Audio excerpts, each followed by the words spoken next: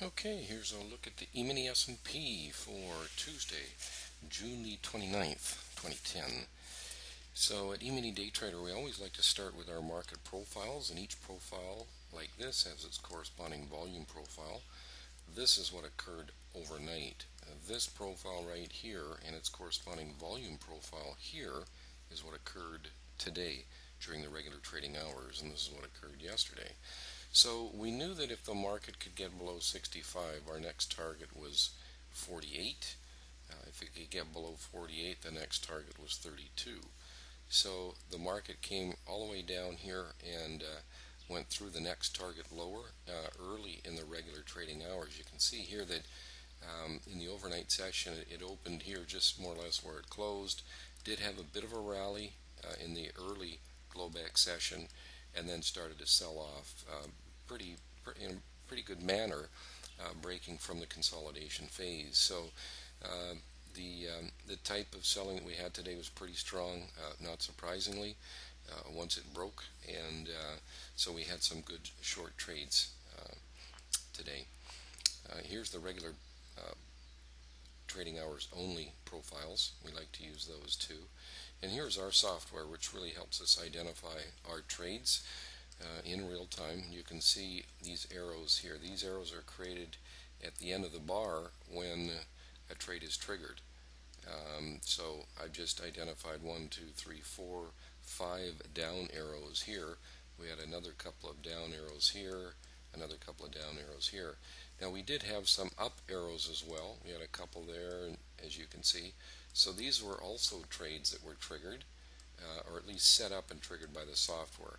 We don't necessarily take every one of these trades. And what we generally like to do is to take trades that are compatible with our filter, which is down here.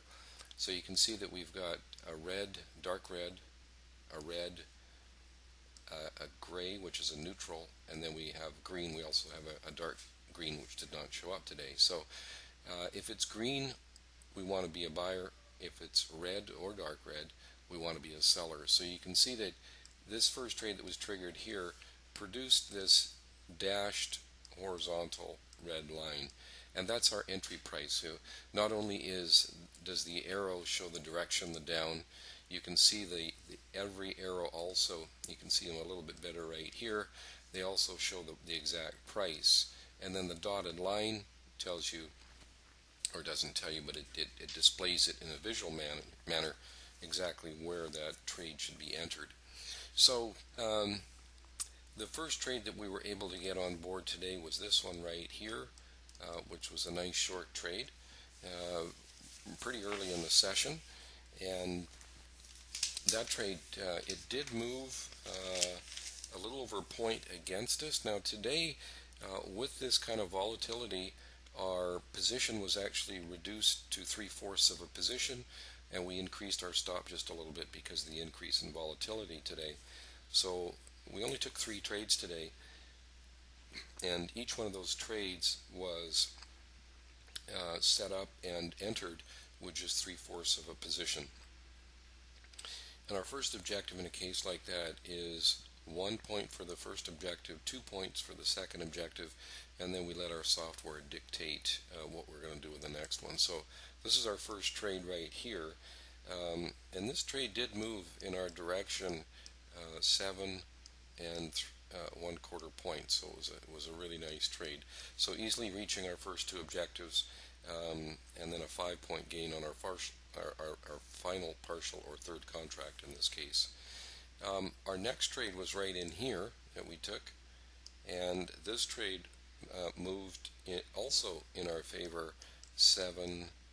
Actually, this time it moved 7 3/4 points in our favor, so easily reaching our first 2 objectives, and we had a 3 3/4 point gain on the final partial on that trade. Um,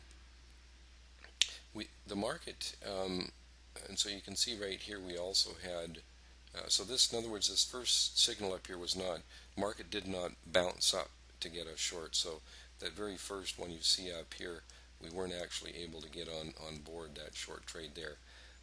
But this one we had, and this one we had, and so those 2 trades worked out great. This trade in here this short trade here. Um, as it turned out with this short trade right here, we were already short, so there was actually no additional trade on this one.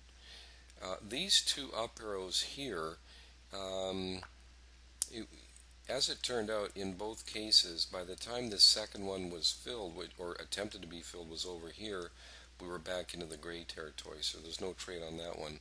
And this first one here actually happened before we got into the green. So there was actually no trades on either one of these guys either, even though the market did have a nice bounce after that was set up. This long trade, as you can see, was not taken because of the red filter, same as this one here.